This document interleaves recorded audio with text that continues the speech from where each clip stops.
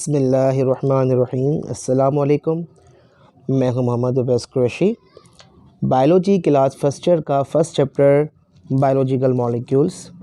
आज का हमारा टॉपिक है इम्पोर्टेंस ऑफ वाटर। तो चलते हैं अपने टॉपिक की तरफ। Importance of water. आज का हमारा टॉपिक है इम्पोर्टेंस ऑफ वाटर। वाटर की अहमियत। वाटर बहुत ही ज़्यादा अहमियत का हामिल है लिविंग ऑर्गेनिज़म्स के लिए, क्योंकि तकरीबन एक लिविंग सेल के पास, एक जानदार के जो सेल होते हैं उसके पास सबसे ज़्यादा अगर कोई कंसंट्रेशन मौजूद होती है किसी चीज़ की तो वाटर होती है। जितने भी लिविंग ऑर्गेनिज़म्स हैं वो तमाम के तमाम लिविंग ऑर्गेनिज़म्स सेल से मिलकर बने, और सेल के पास जो लिविंग मैटर होता है, लिविंग मटेरियल या लिविंग पार्ट जिसको हम कहते हैं, वो प्रोटोप्लाज्म होता है। और प्रोटोप्लाज्म 70 to 90% वाटर से मिलकर बना हुआ है, यानी कि प्रोटोप्लाज्म में आपको 70 to 90% वाटर मिलेगा। ठीक है, और ये वेरीज़ है। ये पिछली वीडियो में मैंने आपको बताया था, ये फिक्स नहीं है, ये एवरेज है कि तकरीबन 70 to 90% वाटर की कंसंट्रेशन होती है। एग्जैक्ट जो है वो फिगर अभी तक हम लोगों को नहीं पता, साइंटिस्ट नहीं जान पाए कि कितना होता है, लेकिन 70 to 90% तकरीबन वाटर की जो है वो मौजूदगी है सेल में। तो वाटर जो है वो मीडियम है लाइफ का, इसे लाइफ का मीडियम कहते हैं, क्योंकि जितने भी आपके पास रिएक्शंस होते हैं, मेटाबॉलिक एक्टिविटीज़ होती हैं, वो तभी होती हैं जब आपके पास प्रेजेंस ऑफ वाटर यानी कि वाटर की मौजूदगी हो। जितने भी आपकी बॉडी में फंक्शंस परफॉर्म हो रहे होते हैं, ठीक है, उनमें ज़्यादातर जो फंक्शंस होते हैं उनके लिए वाटर की ज़रूरत बहुत ज़्यादा होती है। जैसे पिछली वीडियो में हमने पढ़ा था डिहाइड्रेशन और हाइड्रोलाइसिस का प्रोसेस। उसमें हमने ये पढ़ा था कि जब छोटे छोटे से मोनोमर्स एक एक पार्ट वाले आपस में मिलते हैं, जुड़ते हैं, तो अपने दरमियान में से वाटर का मॉलिक्यूल रिमूव करते हैं, और जब एक बड़ा मैक्रोमॉलिक्यूल बन जाता है और स्टोर हो जाता है, और जब सेल को ज़रूरत पड़ती है उस मैक्रोमॉलिक्यूल की, जब उसे ब्रेक डाउन करना होता है, तो फिर सेल क्या करते हैं, वाटर को, उस वाटर के मॉलिक्यूल को जो पहले रिमूव किया गया था दो मोनोमर्स के दरमियान में से, फिर उसी वाटर के मॉलिक्यूल को वो ऐड कर देते हैं, और इस तरह जो आपके पास लार्ज बड़े मॉलिक्यूल्स होते हैं, मैक्रोमॉलिक्यूल्स होते हैं, वो छोटे छोटे हिस्सों में, छोटे छोटे पार्ट्स में तकसीम हो जाते हैं, टूट जाते हैं। देन सेल उनको क्या करता है, यूटिलाइज़ करता है। तो वाटर जो है बहुत ज़्यादा इम्पोर्टेंट रखता है लाइफ के अंदर।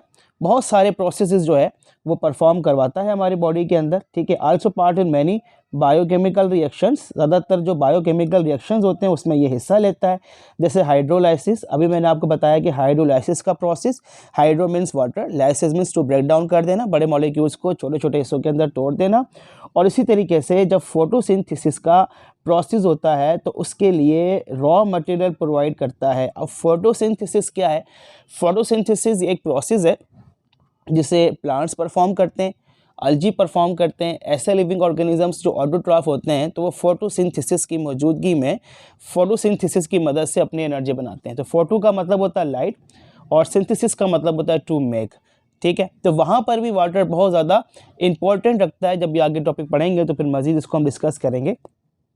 अब जो वाटर है, इसकी रीज़न क्या है? ठीक है, वाटर जो है वो एक इम्पोर्टेंट है। ठीक है, players wide variety of role, and the reasons for importance in biological system due to tendency of chemistry of water molecule. The chemical form water is H2O। ठीक है, अब कह रहे हैं कि वाटर जो है इसकी जो अहमियत है वो इसलिए हम ज़रूरी हो जाती है क्योंकि इसका जो फार्मूला है, इसकी जो केमिस्ट्री है, यानी कि इसकी जो बुनियाद है, इसकी जो बनावट है, अल्लाह ताला ने इसकी ऐसी बनावट की है कि ये जो है ना वो बहुत ही ज़्यादा अहमियत का हामिल हो जाता है। अब देखिए वाटर के फार्मूले में हमें क्या चीज़ें मिलती हैं? वाटर के फार्मूले में हमें दो चीज़ें मिलती हैं। वाटर में हमें दो चीज़ें मिलती हैं।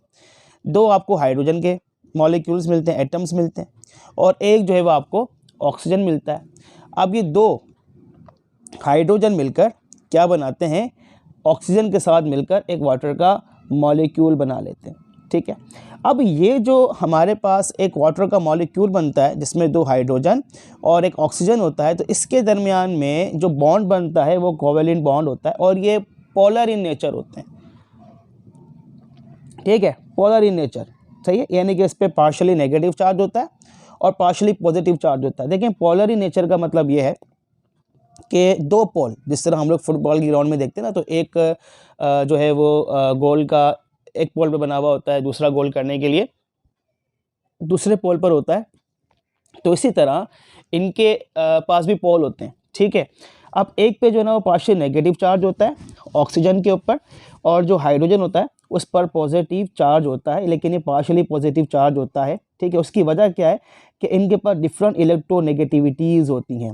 देखिए इलेक्ट्रोनेगेटिविटीज़ किसको कहते हैं? इलेक्ट्रोनेगेटिविटी कहते हैं कि इलेक्ट्रॉन को निकालने की सलाहियत या लेने की सलाहियत या खींचने की सलाहियत, ठीक है। अब एक एटम है वो दूसरे एटम में से जो एटम को खींच सकता है, सॉरी मतलब इलेक्ट्रॉन को निकाल सकता है, जो उसको अपनी तरफ खींच सकता है, अब उसकी जो खींचने की ताकत है या सलाहियत है उसको हम कहते हैं इलेक्ट्रोनेगेटिविटी। अब जो ऑक्सीजन है और हाइड्रोजन है, इन दोनों की जो इलेक्ट्रोनेगेटिविटी होती है वो चेंज होती है, ठीक है, वो सेम नहीं होती। ज़्यादा जो इलेक्ट्रोनेगेटिविटी होती है वो ऑक्सीजन के पास होती है। तो जब कोवेलेंट बॉन्ड बनता है, कोवेलेंट बॉन्ड में होता ये है कि म्यूचुअल शेयरिंग होती है। म्यूचुअल शेयरिंग का मतलब ये होता है कि एक एटम है वो दूसरे एटम से कहता है कि भाई देखिए मेरा जो आउटर मोस्ट शेल है वो खाली है, ठीक है, तो आप एक काम करें कि आपका जो आउटर मोस्ट शेल है उसका जो इलेक्ट्रॉन है वो मेरे आउटर मोस्ट शेल में रिमूव करा दें, और दूसरा जो है वो कहता है कि आप मेरा अपना यानी कि जो आपका आउटर मोस्ट शेल का इलेक्ट्रॉन है वो मेरे शेल में रिमूव करा दें। इस तरह ये होगा कि मेरा जो आउटर मोस्ट शेल है वो फिल हो जाएगा और ये भी जो है ये भी आपका क्या हो जाएगा, फिल हो जाएगा, ठीक है। इस तरह दोनों आपस में जुड़ जाएंगे और कोवेलेंट बॉन्ड यानी कि शेयरिंग हो जाएगी। लेकिन होता ये है, देखिए ना, अब टेंडेंसी क्या होती है, यानी कि इलेक्ट्रोनेगेटिविटी जो है वो ज़्यादा होती है। किसकी ज़्यादा होती है? अभी मैंने बताया था आपको कि इलेक्ट्रोनेगेटिविटी जो होती है वो किसकी ज़्यादा होती है, वो ज़्यादा होती है ऑक्सीजन की, ठीक है। तो ऑक्सीजन की जो इलेक्ट्रोनेगेटिविटी ज़्यादा होती है तो उसकी वजह से होता ये है कि जो हाइड्रोजन्स के इलेक्ट्रॉन्स होते हैं उन्हें अपनी तरफ खींच लेता है, मतलब थोड़े से वो चले जाते हैं ऑक्सीजन के पास, करीब चले जाते हैं, तो जिसकी वजह से ऑक्सीजन पर पार्शियली नेगेटिव चार्ज आ जाता है और हाइड्रोजन पर पार्शियली पॉजिटिव चार्ज आ जाता है। दरअसल हमारे पास लेने केमिस्ट्री में रूल ये होता है कि जब कोई एटम अपना इलेक्ट्रॉन किसी दूसरे एटम को देगा, ठीक है, तो देने वाले पे हमेशा पॉजिटिव चार्ज आएगा और जो इलेक्ट्रॉन लेने वाला जो होगा उस पर जो चार्ज आएगा वो नेगेटिव चार्ज आएगा, ठीक है। तो जो ऑक्सीजन होता है उस पर पार्शियली क्या चार्ज आ जाता है, नेगेटिव चार्ज आ जाता है, और हमारे पास जो हाइड्रोजन होता है उस पर पॉजिटिव पार्शियली चार्ज आ जाता है, और ये क्या कहलाता है, ये डायपोल कहलाता है, ठीक है, डायपोल कहलाता है। डायपोल इसलिए कहलाता है क्योंकि इसके दो पोल्स होते हैं और दोनों पर मुख्तलिफ चार्ज होते हैं, और इसी वजह से वाटर जो एक इम्पॉर्टेंट मॉलिक्यूल बन जाता है, एक अहमियत का हामिल बन जाता है हमारे पास, इसकी बहुत ज़्यादा फिर जो इम्पोर्टेंस है हमारे पास, ठीक है। अब जो वाटर है मॉलिक्यूल है, इसकी जो प्रॉपर्टीज़ हैं वो ये है कि ये हाई पोलरिटी होता है, ठीक है।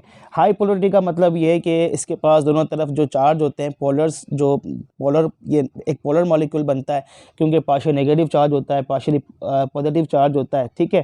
फिर इसी तरीके से हाइड्रोजन बॉन्डिंग इनके दरमियान में होती है, कोहीजन है, एडिशन है, ठीक है। हाई स्पेसिफिक हीट, ये इसकी एक अच्छी प्रॉपर्टी है, इंपॉर्टेंस है इसकी। हाई हीट ऑफ एवापोराइजेशन है, और हाइड्रोफोबिक एक्सक्लूशन है, आयोनाइजेशन है, डेंसिटी ऑफ आइस है, ठीक है। तो ये जो प्रॉपर्टीज़ हैं, ये प्रॉपर्टीज़ होने की वजह से वाटर हमारी लाइफ में बहुत ज़्यादा अहमियत का हामिल हो जाता है। अभी एक एक प्रॉपर्टी को हम देखते जाएंगे और इनके फंक्शन को पढ़ेंगे तो हमें पता लगेगा कि वाटर जो है हमारे लिए कितना इंपॉर्टेंट है। पहले जो अभी मैंने आपको सारी बातें बताई हैं, वाटर का एक डायग्राम है, उसको देख के समझते हैं। ओके, देखिए ये है आपके पास एक डायग्राम जिससे हमें समझना है। ये हाइड्रोजन बॉन्डिंग वाला है, ये बाद में देखते हैं, पहले ये समझते हैं। देखिए यहाँ पर जो है आपके पास है हाइड्रोजन का एटम, यहाँ पर भी हाइड्रोजन का एटम है, और यहाँ पर क्या है, ऑक्सीजन का एटम है, ठीक है।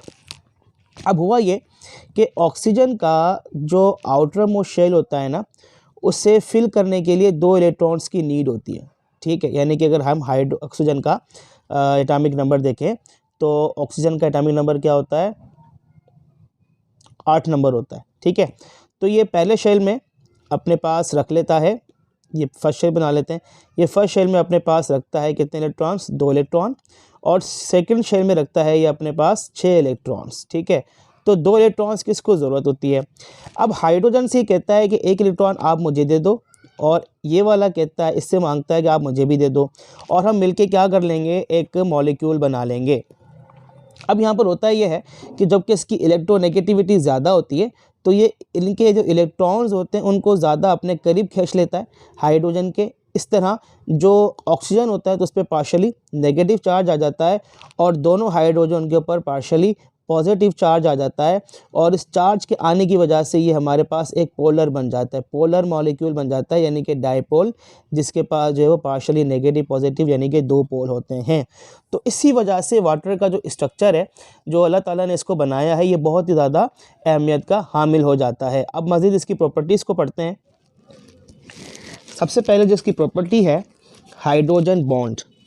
हाइड्रोजन बॉन्डिंग क्या होती है, स्टेटमेंट है कि एक इंटरमॉलिक्यूलर फोर्स होती है, और जो फोर्स ऑफ अट्रैक्शन होती है ये, जिसमें होता ये है कि 2 जो मॉलिक्यूल्स होते हैं वाटर के, वो आपस में एक दूसरे से मिलते हैं, जुड़ जाते हैं। उसकी वजह ये होती है कि पार्शली जो है वो इसके पास नेगेटिव चार्ज होता है, और पार्शली क्या होता है, पॉजिटिव चार्ज होता है, ठीक है ना। यानी कि पार्शली पॉजिटिव चार्ज होता है किस पर, हाइड्रोजन पर, और ऑक्सीजन पे जो चार्ज होता है वो नेगेटिव चार्ज होता है। इसी वजह से जो 2 मॉलिक्यूल्स होते हैं उनके दरम्यान में अट्रैक्शन होती है, और ये जो अट्रैक्शन होती है ये नेगेटिव और पॉजिटिव चार्ज होने की वजह से होती है, और इस अट्रैक्शन की वजह से हमारे पास क्या हो जाता है कि एक बॉन्ड बन जाता है, और ये आपस में एक दूसरे के साथ जो मॉलिक्यूल्स होते हैं वो जुड़ते चले जाते हैं। दरअसल ये फिज़िकल बॉन्ड होता है, ये 2 एटम्स के 2 मॉलिक्यूल्स के दरमियान में होता है, ठीक है। अब ये किस तरह होता है, ये डायग्राम से मैं दिखाता हूँ, ये आपकी बुक में ही दिया हुआ है, ठीक है। देखें अब यहाँ पर क्या है कि हाइड्रोजन बॉन्ड बन रहा है। हाइड्रोजन बॉन्ड बन रहा है किसके दरमियान में, 2 मॉलिक्यूल्स के दरमियान में। एक ये मॉलिक्यूल है हमारे पास, ये नंबर 1 मॉलिक्यूल है, ये जो है ये नंबर 2 मॉलिक्यूल है, ये नंबर 3 मॉलिक्यूल्स है मॉलिक्यूल। अब देखिए हो क्या रहा है कि अब इनके पास पोलर इन नेचर है, ठीक है। यहाँ पर क्या है, ये जो हमारे पास एटम है ये है ऑक्सीजन का, और इसके ऊपर जो चार्ज होता है पार्शली नेगेटिव है, और ये जो हमारे पास एटम है ये है हमारे पास हाइड्रोजन का, और इस पर चार्ज क्या होता है, इस पर चार्ज होता है पार्शली पॉजिटिव। तो होता ये है कि इस पॉजिटिव वाले चार्ज एटम में और इस नेगेटिव वाले चार्ज एटम में दरमियान में क्या होती है, अट्रैक्शन होती है। क्योंकि देखिए हमने पढ़ा है कि जब आपके पास दो अगेंस्ट चार्ज होंगे, ठीक है ना, यानी कि मुख्तलिफ चार्ज होंगे, तो वो आपस में एक दूसरे को अट्रैक्ट करेंगे, और जब पॉजिटिव होंगे एक जैसे चार्ज होंगे तो वो रिपेल करेंगे। तो अब यहाँ पर आप देखें तो यहाँ पर क्या है, यहाँ पर भी ऐसा ही है, ये हाइड्रोजन चार्ज है, ठीक है, इस पर सॉरी हाइड्रोजन है, इस पर पॉजिटिव चार्ज है और इस पर नेगेटिव चार्ज है, तो इनके दरमियान में अट्रैक्शन हो रही है।